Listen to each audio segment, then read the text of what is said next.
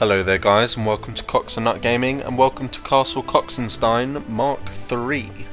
This video is going to be a tiny bit different from my normal format, just because I'm recording it as soon as I finish building it. None of these here are from the new castle. Basically what I've done up until now for the last little bit since my last video was I just had one long corridor of all the straight type, and I was trying out different mob combinations to see what was, quite effective this patch. And so then from that, I've now taken the mobs which I found to be really effective, and I've put them into my base. I mean, some of them, which you'll see, are kind of the standard ones which you see in a lot of people's base, like the old Stairmasters getting pulled by a hunger bot. But no, there's a nice few little other ones in there which I've grown fond of. So yeah, without further ado, let's start going through my base. Now, this first room is probably one of my favourite bits, but at the same time, I'm wasting a mob.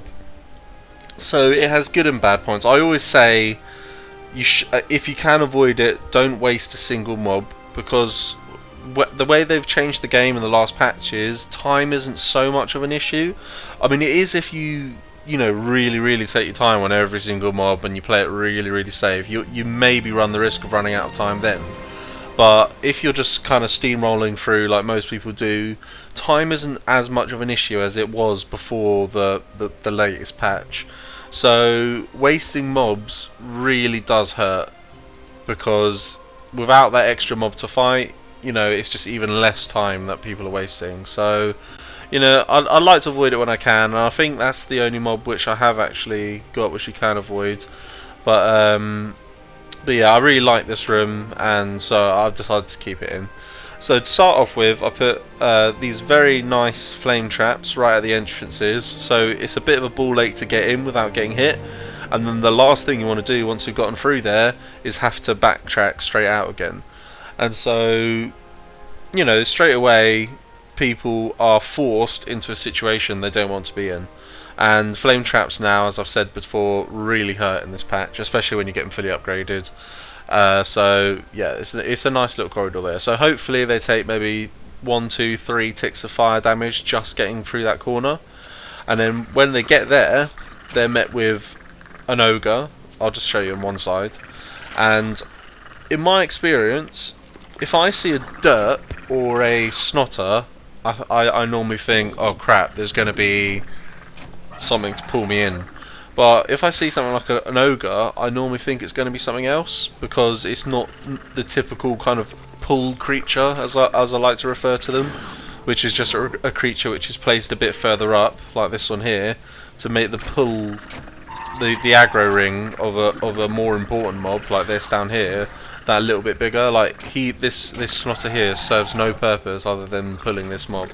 So you don't normally see, say, like a Cyclops being an aggro extender, and so people hopefully will get led into a little bit of a false sense of security, going, oh, he's probably just going to charge me a little bit, I'll just firm it.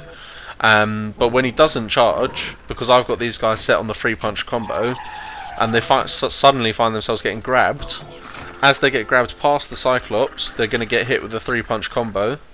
They're going to get dragged through mines, which are going to be exploding on them, and then they're going to have 2 waves of slow-moving balls hitting them in the face, which, it's no one likes balls in their face.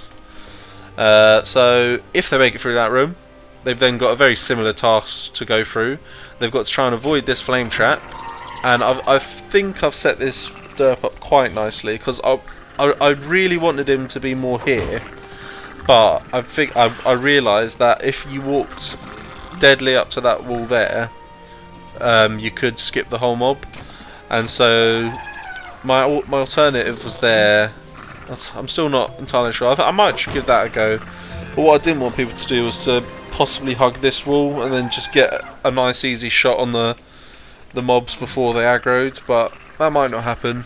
I didn't actually test that direction, but no, I think that's a nice placement there. So they come through here, they're focusing on the old flame trap, and then as you can see, before they've really had a chance to see what's in this room, they've aggroed these three mobs will start shooting their balls towards this diagonal angle, and they'll get dragged into it with the hunger bot.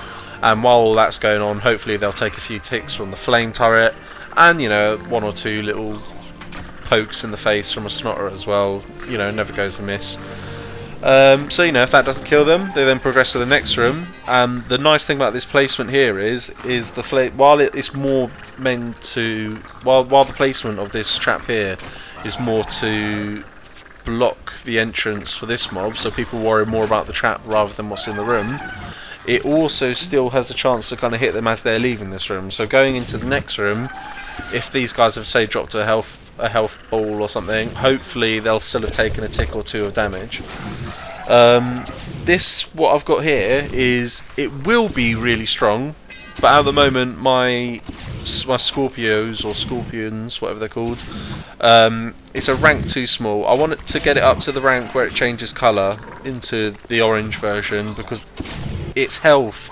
The one thing I find about Scorpios is people seem obsessed with Pete Palmores at the moment, but Scorpios have so much health and they do so much damage once they drag you in. It's unbelievable. And so I actually think that Scorpio is a better elite mob than Pete Palmore. And to be honest, I haven't touched Zeke, or I can't remember the warrior's name, but I haven't really touched them at all. But once I have enough life force, whatever it's called, to upgrade them, I'll probably look into them more. But definitely for me, Scorpios are the way to go at the moment.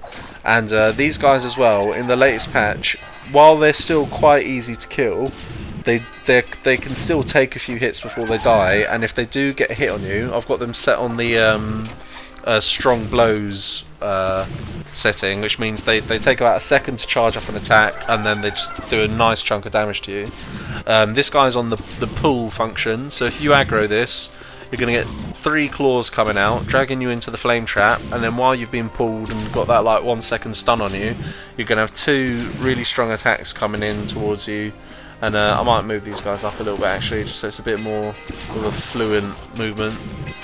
And yeah, you're going to have 2 strong attacks coming in you, and again, it might not kill you, but it's going to be doing a huge chunk of damage to you. And then you're immediately going to be meeting a Pete Palmore, who I believe set on the 3-hit combo, and another warrior doing strong hits, all that while having to avoid another flame trap. So once doing that, you then come into an empty room and have to avoid another flame trap. Once here, you then kind of, I've left a little bit of room because I wanted them to come a bit further down. And you might remember, if you've watched my previous video, Castle Coxenstine Mark II, you'll remember this little combo, but I've changed it a little bit because archers are a bit lackluster now. So what I've done is I've made this look as much like a complete mob as I can. I've just put a mouse trap up there to kind of hopefully fool people into thinking there's more there, but you know, being able to see the daylight through the windows is just a dead giveaway, really. So as people get here, they'll just shoot this. They'll think, okay, just gonna have 2 warriors and a Cyclops coming after me, so they'll just probably stand about here. You know, they'll let these guys just come to him and kill him, because they hopefully won't want to go back through the flame trap. But while that's going on, this little critter over here is going to start jumping around here, hopefully get about here, and then he'll be in range. He'll throw a claw in, drag you here. You're then going to have 3 balls immediately shooting onto you, while this guy immediately pops an AoE shield, so you're not going to be able to have any like quick nuke downs of the mob. And you know, I haven't really tested it too much. That's what I'm going to do at the end of this video, seeing as I don't have any attacking footage to show you guys yet. But yeah, I'll give it a test at the end of this video. And I think, I mean, because I know to expect it, I can probably avoid it. But it's one of those things. Do I act it out, or do I play it properly? But yeah. Anyway, so that's what happened in that room. So moving on to my next bit, it's very similar to what you see in the first corridor. A nice thin bridge. What I see a lot of people do on these bridges is they'll get a mob like this and they'll put it here, and I love it when people do that when I'm playing my character. Obviously if I'm coming from this direction, or vice versa, the mob's here and you're coming from this direction, because as an archer you can shoot across things like this, or anywhere. I don't think I have anywhere else in my base where it happens, but any room which has one of those like kind of low fences where you can kind of see across a void, the archers can shoot across them. I'm sure the mage can shoot across them, and possibly the warrior's pull ability might be able to work across the gaps.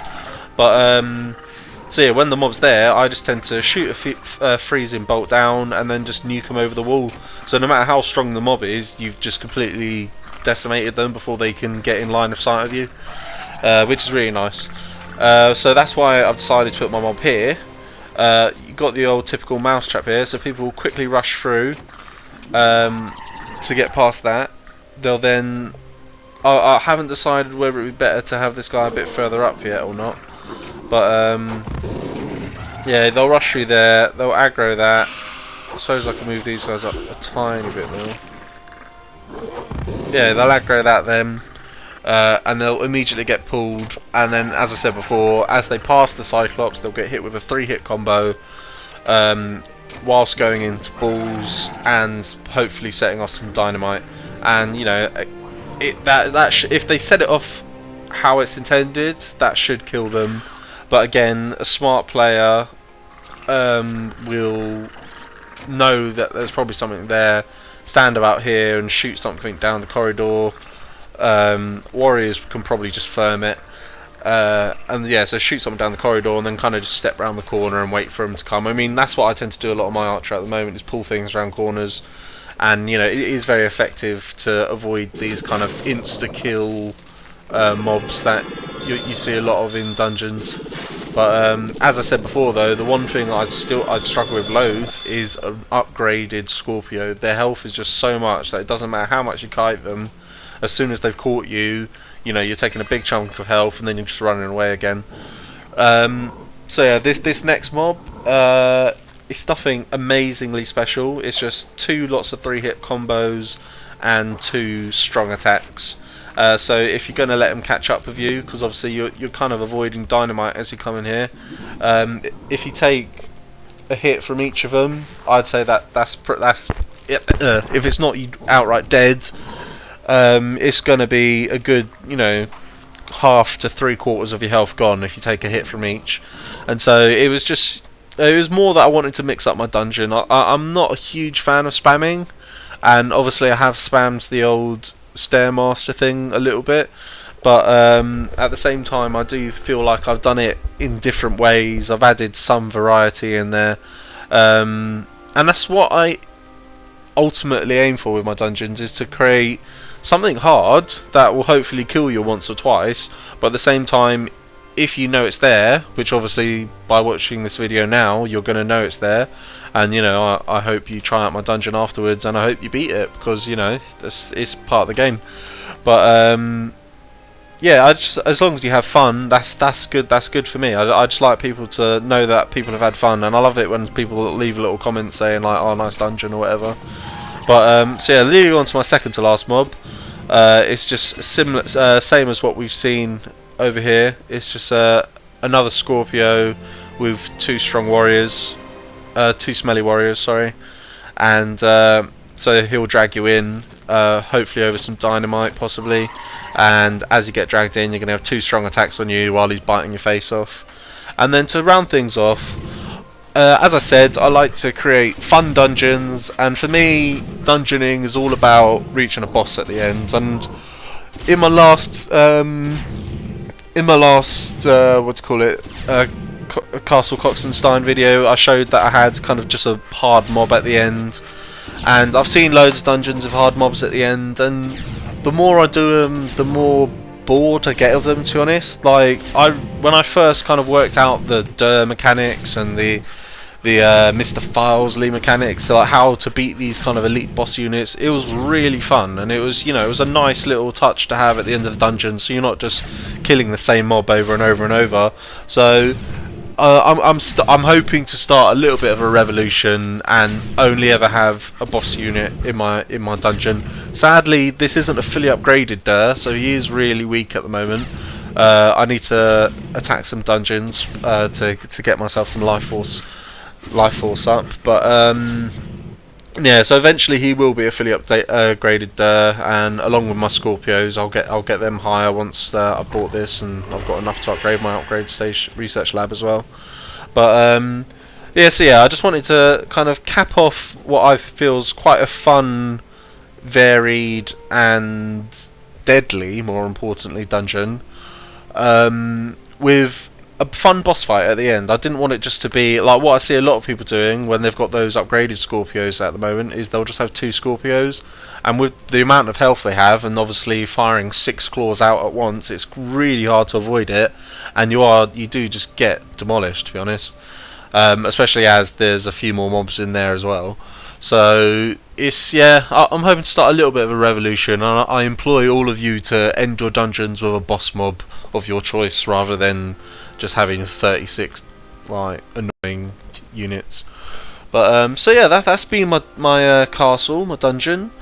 And as always, I never claim to be a master of all things, so if you have any suggestions on how I could improve it, any little tweaks here or there, please let me know in the comments below. If there was anything you especially liked, also let me know in the comments below. And Krentaris is my naming game, so please attack my dungeon. My next video, I'm really happy with this layout, to be honest, and with the mobs I've chosen, so I'm probably not going to do a Castle Coxenstine Mark IV for a while, but what I would like to do, especially as I haven't had any attacks on it yet, is probably in my next video do a kind of top 3 attackies. So yeah, if you feel like you're around my castle level, which is 19, so if you're about 17 to 21, attack my castle. If it's a stylish run, you might make it into my next video. So yeah, that's all for now, guys. I hope you've enjoyed this video, and I'll see you later.